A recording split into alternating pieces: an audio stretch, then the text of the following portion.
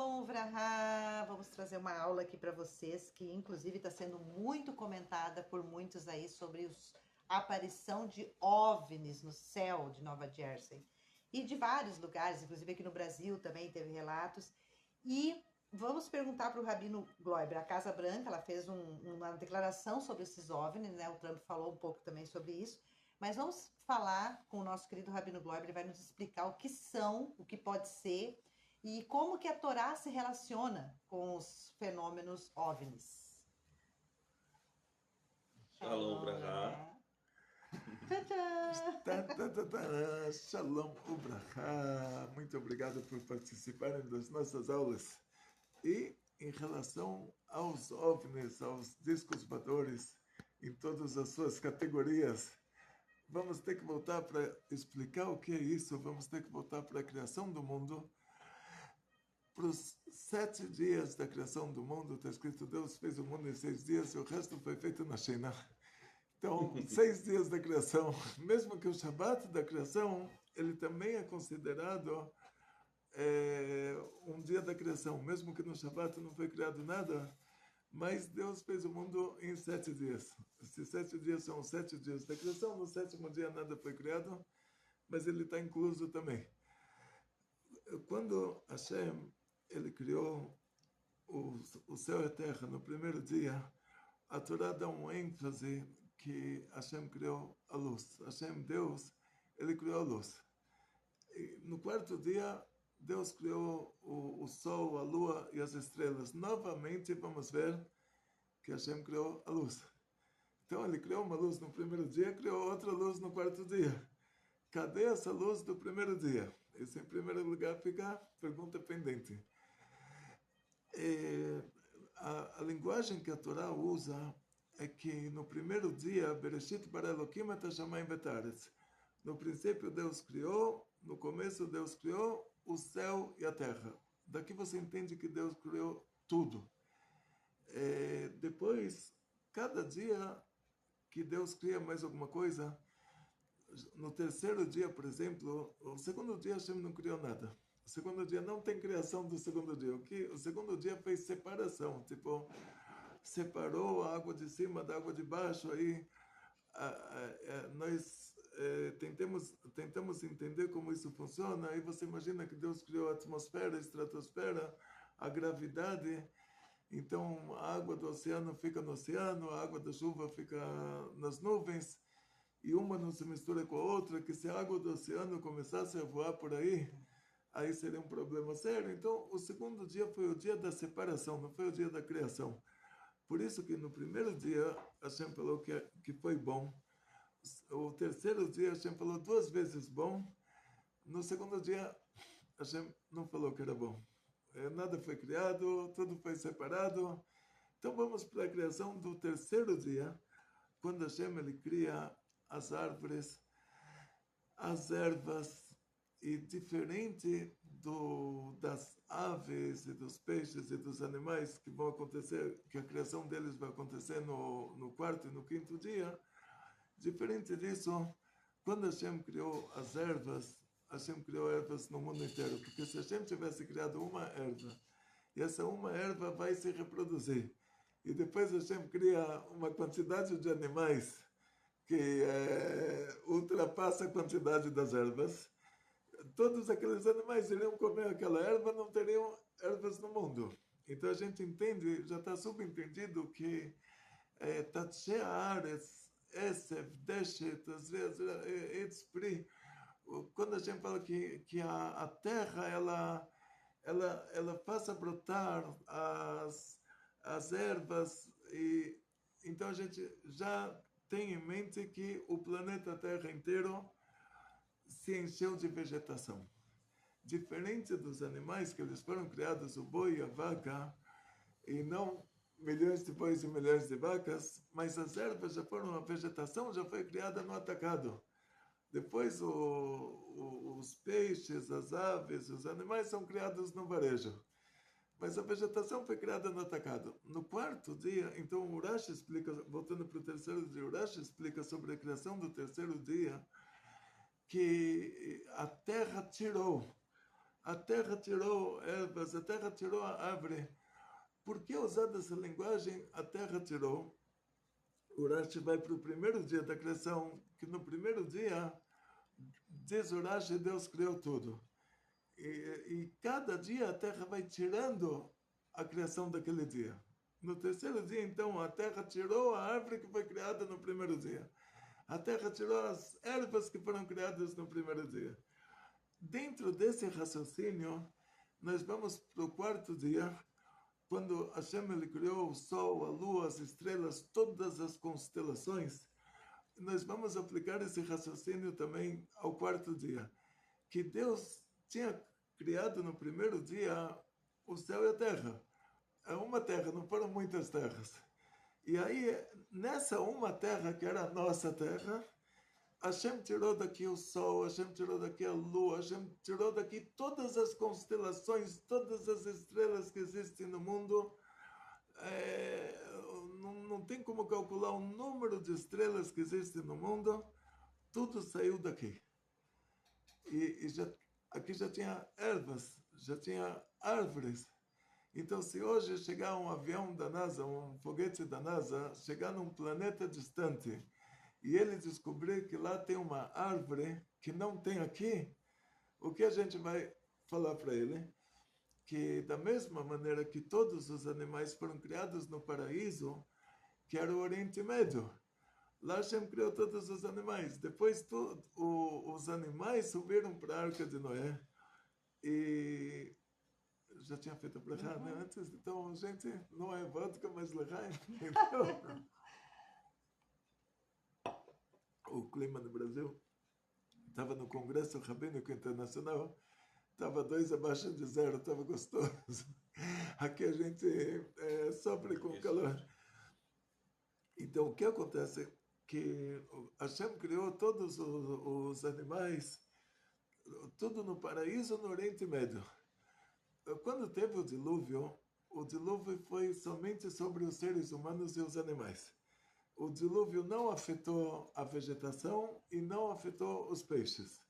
Então, peixe tinha em todos os lugares do mundo, vegetação tinha em todos os lugares do mundo. O dilúvio só afetou os seres humanos. E quando está escrito o dilúvio se espalhou por todo o mundo, era um mundo habitado naquela época que era o Oriente Médio, não incluía o que é hoje a terra de Israel. Lá ainda não tinham seres humanos que tinham chegado até lá. Então, os seres humanos e os animais, as aves, entraram na Arca de Noé, não entrou lá peixes e vegetação sobreviveram ao dilúvio, e o Noé, depois de 1 ano de dilúvio, a Arca de Noé aterrissou no lugar que vai ser chamado de Monte Ararat. Em aramaico, isso vai ser Arei Cardo. Então, o Cardo é o Ararat da Torá. Na época da Mishnah, já tinha outro nome. Então, hoje, procuraram lá uma montanha com o nome desses. Encontraram na Turquia. Podiam ter encontrado aqui em Goiás também, né? Uma montanha chamada Ararat. Se encontrasse aqui, iam falar, olha, a Arca de Noé chegou até aqui, que beleza, né? Então, só que na Turquia tem uma montanha chamada Monte Ararat, eles falaram, então foi lá que a Arca de Noé aterrissou. Desculpa, na época que nem existia mais Turquia, essa montanha já não se chamava mais Ararat. Quando inventaram o Império Otomano, depois do Império Bizântico, aí chamaram aquela montanha de Ararat. Aquela montanha, já 2000 anos antes, já era chamada de Cardo, e não de Ararat. Então, o Noé, onde ele aterrissou, era Oriente Médio. Novamente, saem de lá, saem da Tevá, 3 famílias, 3 casais. Esses casais vão ter crianças, essas crianças vão povoar o mundo. Vão povoar o mundo, então a vida começa novamente no Oriente Médio. Os animais, as aves, as pessoas. E muito tempo depois, quando Colombo chegou na América, Colombo descobriu a América para quem?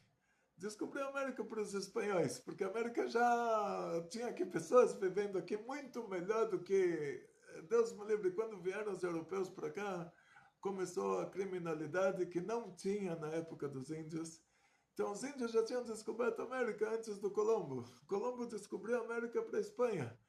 Mas uma coisa interessante que ele descobriu aqui é que tinham passarinhos, aves e animais aqui no continente americano que não tinham no Oriente Médio. Ah, e se todos os animais saíram da Arca de Noé no Oriente Médio, como pode ser que tem um animal agora na América que não existe nem na Europa nem no Oriente Médio? Então o Rebbe explicou isso muito interessante, que os animais saíram da Arca de Noé, tudo foi criado no paraíso, no Oriente Médio, a Arca de Noé aterrissou no Oriente Médio, quer dizer, tudo começou lá. Mas tivemos mudanças climáticas. Os animais que chegaram até a América, as aves, os passarinhos que chegaram até a América e continuaram vivos lá, porque a mudança climática não aconteceu lá, mas aconteceu no Oriente Médio. O Oriente Médio virou um deserto. Você só pensar o deserto da Síria e pensar nos desertos que tem naquela região, você vê que teve uma mudança climática drástica naquela região. Então, várias espécies de animais e de aves, elas se extinguiram no Oriente Médio e elas se mantiveram no continente americano, porque elas já tinham chegado até lá.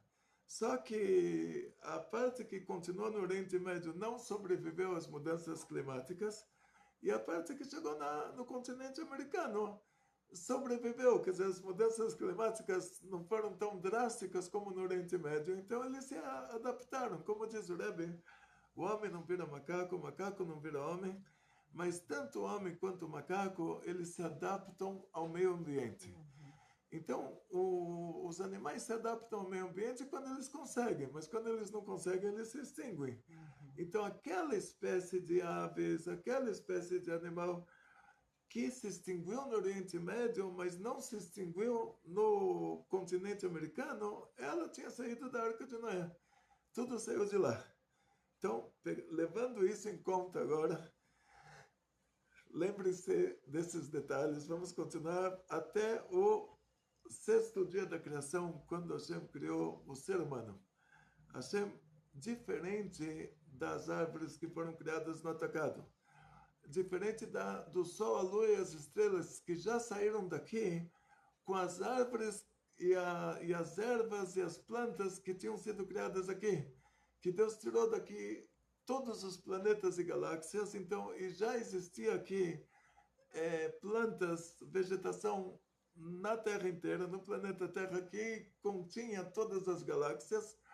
Então, se o avião da NASA, se o foguete da NASA chegar numa galáxia distante e falar, encontramos uma árvore que não tem no planeta Terra, a gente vai falar isso para ele. Vai falar da mesma maneira que o Colombo encontrou uma planta que não tinha no Oriente Médio. Ele encontrou essa planta no continente americano, mas tudo foi criado no paraíso no Oriente Médio.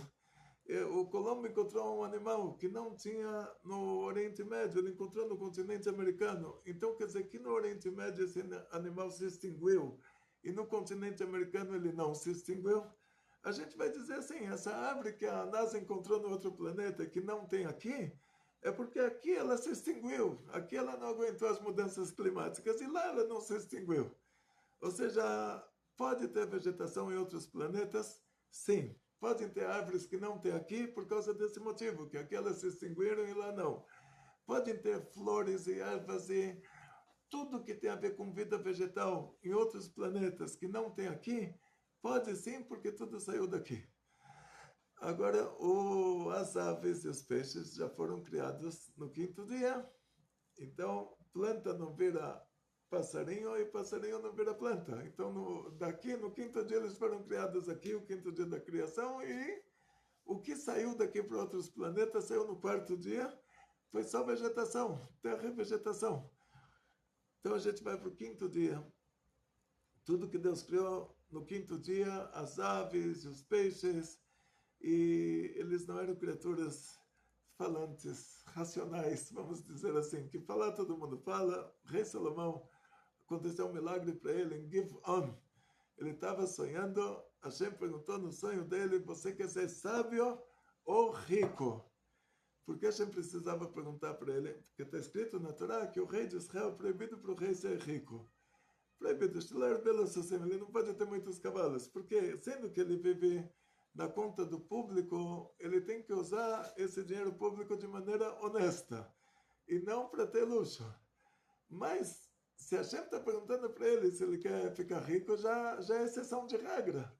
Já sai da regra. Tipo, a gente está oferecendo para ele uma coisa que é exceção de regra. E depois ele justificou isso, que ele precisava fazer assim, acordos com vários países. Ele precisava ostentar um pouco para construir o Bet HaMikdash, para que o rei de Tzur, que eram os libaneses antigos, fornecesse para ele os operários e os cedros do Líbano para construir o Bet HaMikdash. Então ele precisava mostrar que ele tem como pagar. Ele precisava assim, mostrar que ostentar bastante para que os povos do mundo confiassem nele e ajudassem a construir o Bet HaMikdash. O Hiram, que era o rei de Tzur, né? Tzidon, Tzur, não me lembro, o Líbano, que ele trouxe os funcionários para construir o Bet HaMikdash, trouxe os cedros do Líbano. Então, na prática, o rei Salomão, ele falou no sonho, ele falou para Hashem, eu ia preferir ser rico porque eu queria fazer todos esses contatos assim com os outros países, tipo atrair a diplomacia para essa terra, mas o povo precisa de um rei sábio. Então, sendo que eu sou rei, eu estou nessa função, eu sou pessoa pública, então eu prefiro que você me dê sabedoria para eu resolver os problemas do povo do que a riqueza. Hashem falou para ele, então você vai ter as duas coisas. Hashem falou para ele no sonho, você vai ter a sabedoria e a riqueza. Como ele soube que ele ficou sábio, na hora que ele acordou, ele tinha adormecido do lado de uma tamareira. E a tamareira tem macho, fêmea, tem tamareira homem, tem tamareiro e tamareira. E ele ouviu as duas tamareiras conversando. E aí ele falou, pô, agora eu estou vendo que eu fiquei sábio, né? Estou ouvindo as árvores falando, eu já estou entendendo o que elas estão falando. Ou seja, falar todo mundo fala, mas o nível de inteligência que você tem, nenhum animal tem e nem um vegetal vai ter. Quer dizer, eles têm referências na Torá que os animais eles rezam para Hashem e tem lá as plantas rezam para Hashem. Só que eles não são vida inteligente como vocês que estão ouvindo a nossa aula, entendendo como vocês são. Então o animal ele tem inteligência, mas ele tem em primeiro lugar o instinto. E ele, como se diz, ele faz acontecer a inteligência dele para chegar no que o instinto quer. Então ele quer comer, e então ele vai ativar a inteligência para conseguir encontrar comida. Então os lobos, por exemplo, eles têm a estratégia para caçar. E os golfinhos, o gatinho e o cachorrinho, eles sabem como se comunicar com a pessoa. Tudo isso para receber a ração. Experimenta não dar comida para eles, a comunicação já fica diferente, quer dizer. Então, na verdade, assim, os animais, eles têm essas manhas, assim, o gatinho, ele vai se esfregar em você, vai querer ser seu amigo para você dar comida para ele, o cachorrinho também. Todos os animais, eles têm um pouquinho de inteligência, mas a inteligência está a favor do instinto, quer dizer, o coração domina o cérebro, e o cérebro não domina o coração. Então o animal não recebeu nenhum mandamento divino, porque ele não é capaz de fazer uma coisa porque ele quer. Ele só faz o que ele fica com vontade de fazer, então o intelecto não domina a vontade.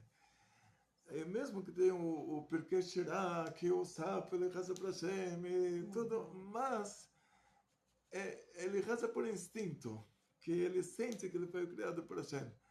Mas eles não têm a capacidade de se controlar. Então, por exemplo, um leão no safari, ele sabe que se ele comer uma pessoa, vão matar ele. Ele já viu outros casos lá acontecerem, mas na hora que a pessoa está muito perto, ele está com fome, ele come a pessoa. Ele não tem como se controlar. Ele O vai fazer instinto dele. o instinto. Ele sabendo que ele vai morrer, ele vai comer a pessoa porque ele não consegue se controlar.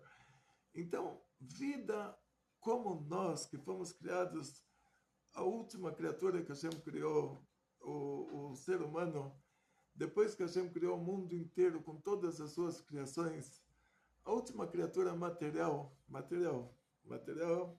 fomos nós. Hashem fez uma pessoa de terra, uma pessoa só, e trouxe para ele uma alma de nível de mundo de Atzilut, vida inteligente. Depois essa alma, ela se separa em aspecto masculino e aspecto feminino, e essa pessoa se separa em homem e mulher. Diz o Zohar que eram duas metades, a metade homem e metade mulher, não era costela. Costela é coisa Sim. E depois teve o caso da fruta proibida que não era maçã. Então não era costela, não era maçã, quer dizer, de qualquer maneira, aparece no paraíso, aparece uma cobra que foi criada no quinto dia. Essa cobra aparece falando. Aí você fala, pera, mas a única criatura inteligente... Não existe vida inteligente a não ser o ser humano. E no quarto dia saiu daqui vegetação para todas as galáxias, mas não saiu daqui vida inteligente. Então não há vida inteligente em outros planetas. E surge essa cobra que foi criada nos 5 dias, a cobra falando com argumentos fora do comum. Hashem falou para não comer aquela fruta, e a cobra agora começa a argumentar. E Hashem não explicou, não deu explicações. A única explicação que eles tinham que falar, Deus falou para não comer. Uma cobra está dizendo para comer. Mesmo que os argumentos da cobra são melhores do que os argumentos de Deus, mas ela continua sendo uma cobra. Então isso seria a solução, não preciso pensar muito. Deus falou não come, não explicou. A cobra está explicando que se você comer, você vai virar Deus. E Deus não quer que você coma porque ele já é Deus, ele não quer concorrência. A cobra está com todos os argumentos, mas ela continua sendo uma cobra. Como pode ser que a cobra estava falando? Diz o Zohar que baixou o anjo da morte, um anjo, uma criatura espiritual, baixou na cobra, um encosto, e aí a cobra começou a falar. Depois que terminou a história, o encosto lá saiu da cobra, a cobra voltou a ser um animal irracional. Ou seja, em outras palavras, o ser humano foi criado no 6º dia e nós somos o único tipo de vida racional, vida inteligente, que o intelecto domina o coração, que o nosso nível de inteligência está acima da pouca inteligência que tem os animais, que eles têm inteligência só para aquela coisa que ele precisa e nada mais do que isso. O cachorro, se você treina ele para determinadas coisas, ele tem inteligência para saber que se ele te obedecer, ele vai ganhar a comida dele. Essa é a inteligência dele. Então, o que você quer que eu faça? Eu pulo, você me dá biscoito, eu pulo, entende? Eu deito, você me dá biscoito, eu deito. Quer dizer, esse é o nível de inteligência deles. Não é que o cachorro vai escrever um livro e vai dar uma aula de Torá ou uma coisa assim. Então, o ser humano é a única criatura inteligente que Deus criou. E no quarto dia saíram daqui as árvores, as flores, mas não saiu daqui o ser humano, que o ser humano foi criado somente no 6º dia. Então, não há vida inteligente em outros planetas. De acordo com a Torá, não existe vida inteligente em outros planetas. Mas nós vamos ver que no caso de Moshe Rabbeinu... Mas podemos encontrar, então, planetas que tenham condições de vida, por exemplo. Vegetação que nem tem aqui, porque aqui aquela vegetação já se extinguiu. Frutas melhores do que as que tem aqui. Uau. Então, assim, você pode chegar em outro planeta e encontrar uma árvore que dá frutas que você nunca viu. Porque essa árvore foi criada aqui, no 3º dia da criação. E isso inclui água, tudo, né? Inclui água, inclui tudo. Porque essa terra que saiu daqui, que a Hashem fez primeiro uma terra só, um planeta só. Tirou daqui o Sol, a Lua, as estrelas, as constelações, todos número N, não sei, número infinito de estrelas que tem no mundo, de planetas, estrelas, e cada um deles pode ter água, porque saiu daqui, aqui tinha água, pode ter vegetação. E pode ter animais também. Não, animais não, porque o animal já foi criado depois disso. O animal foi criado, as aves e os peixes no 5º dia, E o Sol, a Lua, as estrelas, as galáxias saíram daqui no terceiro dia. E os animais foram criados depois. O que foi criado até o terceiro dia foi vegetação. Árvores com frutas e ervas e flores, tudo que é vida vegetal foi criado no terceiro dia. No quarto dia, quando todas as galáxias saíram daqui, saíram também com essa vida vegetal. Então pode ter vegetação, árvores, frutas e outros planetas, e água e tudo. Só não vai ter os animais que eles foram criados no quinto dia, as aves e os peixes que foram criados... Desculpa, as aves e os peixes que foram criados no quinto dia, e os animais, os mamíferos, tipo os animais, que não são aves e não são peixes, eles foram criados no sexto dia. Então a baleia, ela não é um peixe. Baleia é um animal que respira fora da água e ela dá de mamar para o filho dela, então ela foi criada no sexto dia. O golfinho foi criado no sexto dia. Os peixes que foram criados no quinto dia são os peixes de verdade, que ele vive embaixo da água. Sim. Golfinho, se fica muito tempo embaixo da água, ele morre afogado. Uma baleia, se fica muito tempo embaixo da água, ela morre afogada. Então esses já são animais para nós, não são peixes. Um peixe-boi, uma baleia, um golfinho são animais. Quem respira fora da água é animal. Quem tem guelras, respira embaixo da água, e se ele sai da água ele morre, aí é um peixe. Então, na prática, nós vamos agora para outra categoria de vida, que isso vocês não esperavam. Depois que Hashem criou todas as criaturas, e o ser humano, o Adão e a Eva, eles comeram aquela fruta proibida, o mundo teve uma recaída. Na hora que o sol se pôs, nessa hora Hashem criou agora novas criaturas. O ser humano tinha sido a última criatura material.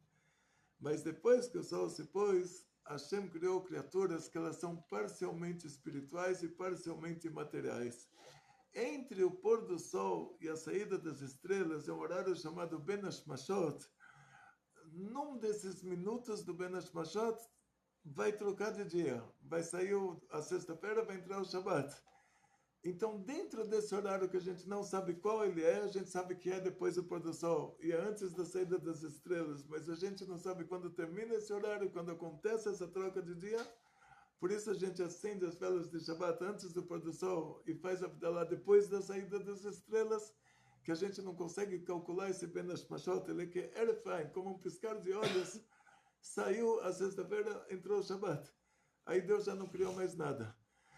Mas nesse meio tempo, entre o pôr do sol e a saída das estrelas, nesse meio tempo Hashem criou criaturas parcialmente espirituais, parcialmente materiais. E essas criaturas vão fazer todos os problemas agora. Ou seja, por causa que elas são parcialmente materiais e parcialmente espirituais, elas podem pegar formas de acordo com a vontade delas. Elas podem surgir no formato que elas quiserem. E por que ele teve que criar? Por quê? Porque o Adam Arishon comeu a Pri Tzadat. Então, o mundo desceu para um nível que era de Kedushá para Tumá, um nível de santidade que agora se misturou esse nível de santidade com a Tumá, com a impureza. A raiz dessa impureza é a quebra dos receptáculos. Isso, vamos falar sobre isso numa aula por si só. Antes de Hashem criar o nosso mundo, ele tinha criado o mundo do Tou, o Lama Nikudem, o mundo dos pontos. Lá aconteceu a quebra dos receptáculos. Toda descida de nível é considerado mal, é chamado de mal. O que é o mal? A pessoa andava e ficou paralisada, ficou paralítico. Então, desceu de nível. Então, isso é ruim. A pessoa falava, ficou mudo. Desceu de nível. Então, isso é ruim. Toda queda, toda descida de nível vai ser chamada de mal. Então, a quebra dos receptáculos no mundo do Tou, no Olama Anikudim, que depois aquele mundo mudou o pronome de Tou Vavou, o mundo vazio e desolado, o mundo da confusão. Então, a queda daquelas luzes fez com que surgisse o mal, o lado ruim. Então, o lado ruim, ele precisa de um receptáculo. toda luz precisa de um receptáculo. Então essas criaturas, elas vão ser receptáculos para as coisas ruins, para as entidades do mal. E por causa que o Adam Arishon, na hora que ele fez aquela ação no mundo da ação, que ele fez a ação proibida, ele fez acontecer nesse mundo a mistura entre o bem e o mal. E aí Hashem teve que criar receptáculos para essas luzes do mal que se misturaram, essas escuridões, essas criaturas malignas que se misturaram, lado bom com o lado ruim. Então Hashem foi obrigado a fazer para elas esses corpos, vamos dizer assim.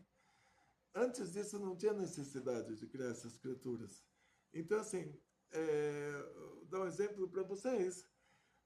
No futuro já não vai mais ter coisa ruim. Está escrito que o profeta Israel, ele fala sobre isso. Que o espírito impuro eu vou tirar da terra. Então as criaturas que elas recebem a vitalidade delas, da Sitra Achara, elas vão desaparecer. Aí o Rebbe pergunta sobre o porco, que os nossos sábios falam que todo nome tem uma divina providência.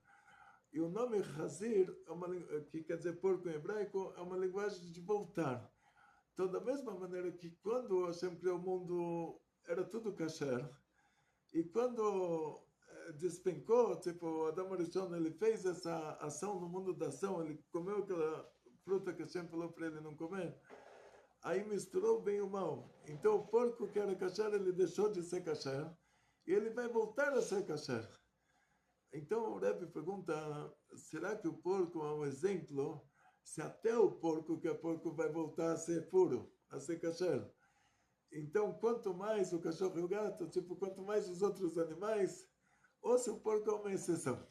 Ele deixou isso em aberto. A gente não sabe se de todos os animais impuros, somente o porco vai voltar a ser kasher e os outros vão desaparecer. Como diz o Rambam, que o lobo e o carneiro vão viver juntos, o Rambam fala que isso é um exemplo. É um exemplo que nós e os povos do mundo vamos viver em paz, em tranquilidade. Então, não necessariamente que vai existir um lobo no futuro. Mas pode ser que sim, mas aí ele vai comer grama.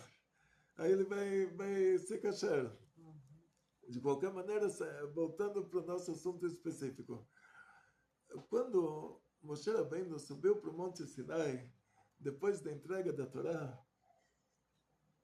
ele ficou lá 40 dias e 40 noites. Esse anjo da morte, usando todos os recursos que a Sitra Achara, que o lado ruim, e o que vem a ser essa Sitra Achara, sou obrigado a colocar uma explicaçãozinha aqui. O Zohar traz dois exemplos.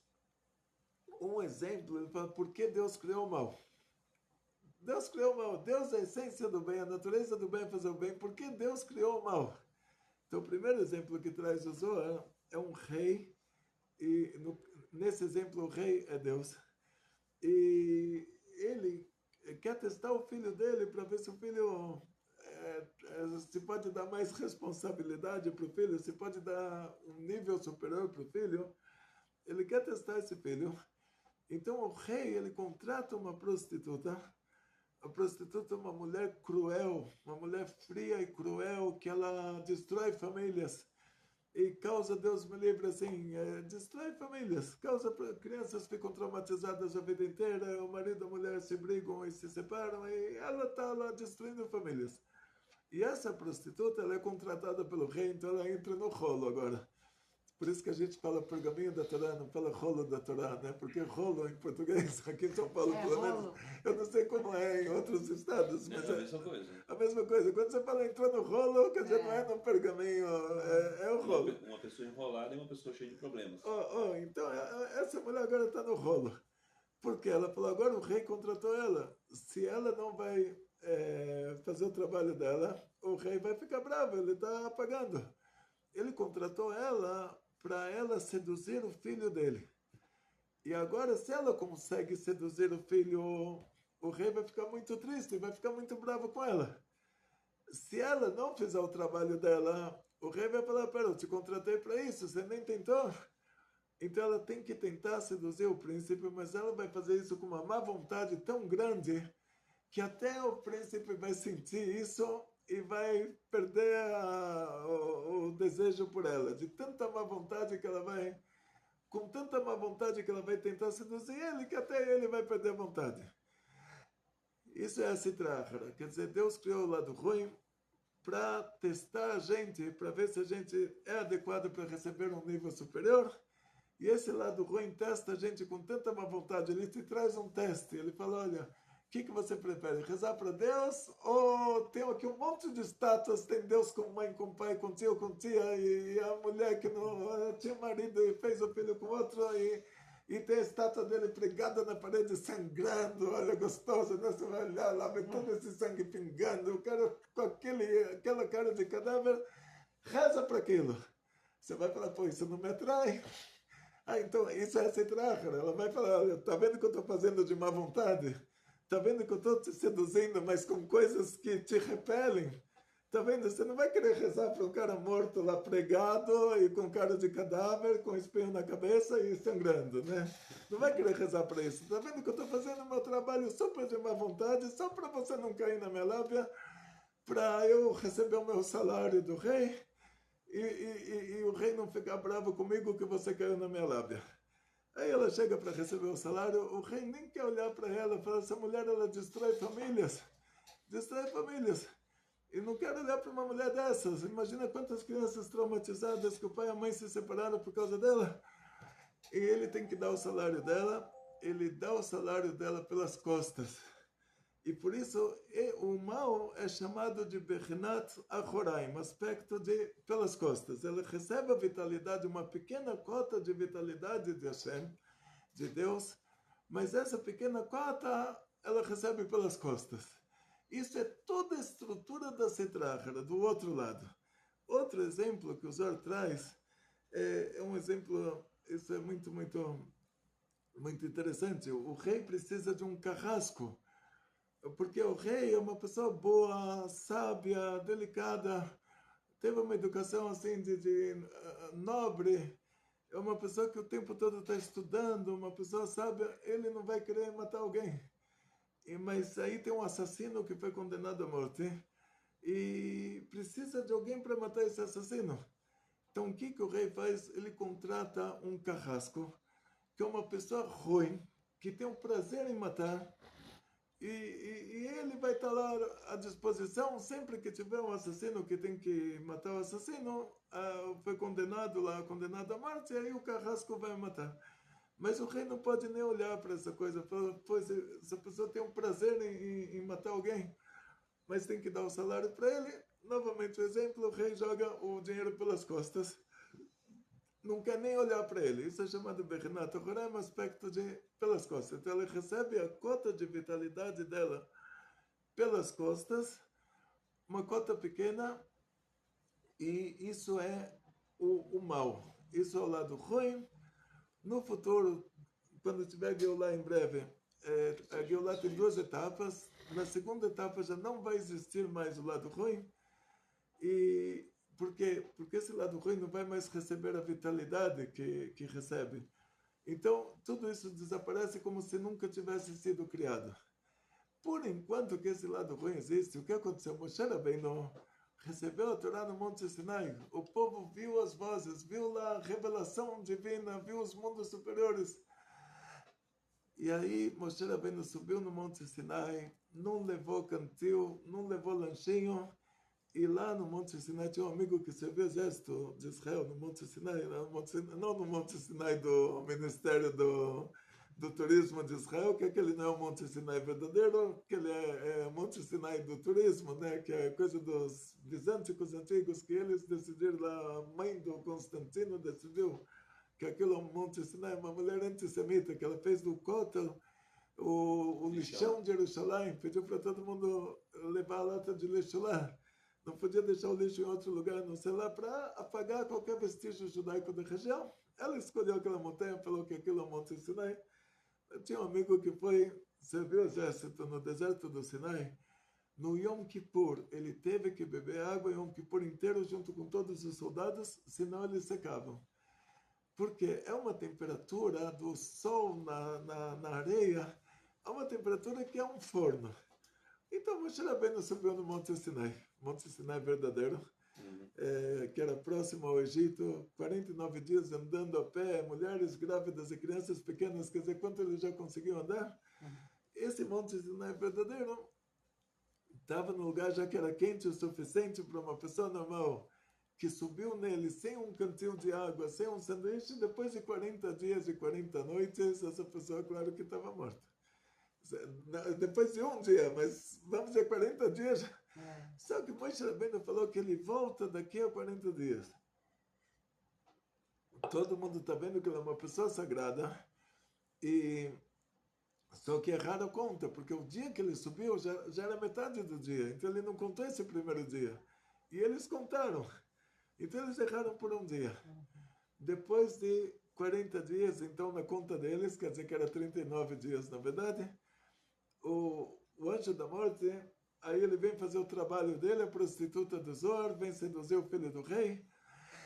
Ele fez no céu o enterro de Moshe. Todo mundo vendo lá o Moisés sendo enterrado no céu, todo aquele cortejo fúnebre carregando o caixão de Moshe Rabbeinu.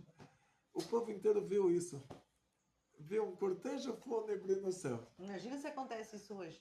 Tá aparecendo umas luzinhas ali, tá aparecendo umas luzinhas, o pessoal fica maluco, né? Achando que é disco voador, não sei o quê. Imagina se a gente vê, né, isso, né, Ava? Alguma coisa mais mirabolante. Então, o que acontece na prática, o outro lado tem a capacidade de fazer isso. Eles querem te falar, olha, sabe o quê? Deus não existe. Você vai falar, como pode ser que Deus não existe? Eles vão fazer de má vontade, vão te falar assim, sabe o que? Vem um disco voador aí de outro mundo, de outro planeta, vamos dizer assim, e te entregou a Torá aqui no Monte Sinai. Aí você vai falar, desculpa, vida inteligente em outro planeta não tem. Mas então como pode ser que eu vi lá o disco voador? Que o anjo da morte, ele usa esse recurso.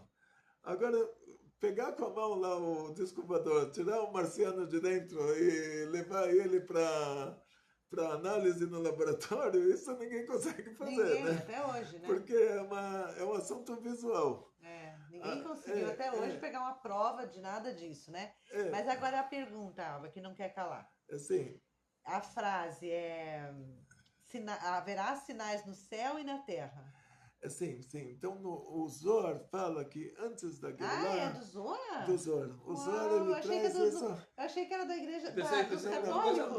Muito tempo antes disso, o Zohar fala que vão ter sinais no céu. E descreve, tem uma descrição de páginas e páginas e todos os...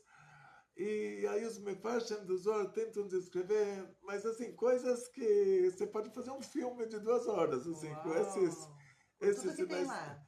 Sim, então isso o Zohar traz que antes da Geulah vão ter sinais lá do céu. Eu posso um dia fazer uma aula com esse Zohar na mão, somente sobre esses sinais. Já deu tempo, né, pessoal? 43 minutos. Então eu espero que tenha satisfeito a curiosidade, porque se for recebendo muitas mensagens sobre isso, eu falei, hoje temos que gravar uma aula para as pessoas entenderem qual que é o nosso relacionamento, né, o relacionamento do judaísmo com os OVNIs, com tudo isso que está acontecendo no mundo. Então a gente vai fazer uma próxima aula, se Deus quiser, falando exatamente sobre isso, sobre essas revelações do Zohar, que igual o Rabino falou, dá um filme de 2 horas aí, com tudo que está, dos sinais que podem acontecer no céu e na terra, que vão acontecer. Vivo, né? E a gente pode até fazer uma aula ao vivo falando sobre isso. Então, assim, muito obrigado pelo carinho de vocês. Deixa o like, tá? Fazia tempo que a gente não gravava uma aulinha aqui no Instagram, no YouTube. Vai lá no Instagram, tem bastante aula lá e compartilhe com seus amigos. Muito obrigada por você deixar seu like, seu comentário. Um beijo no seu coração e tudo de bom. E essa questão de adorar, que o Grabi falou aqui a respeito de adorar a gente morta, eu estava fazendo uma consulta aqui, necrolatria. É o nome disso, adorar pessoas mortas, tá? Então vamos esquecer esse negócio aí, vamos estudar. Esse negócio de adorar pessoas dá na... Não pode. E Atzlacha, Briut, Panassá, Bechefa, muito sucesso, muita saúde, muito dinheiro. felicidades judaicas de toda a família, grandes milagres em grande estilo e muita alegria. Amém. Bekolto.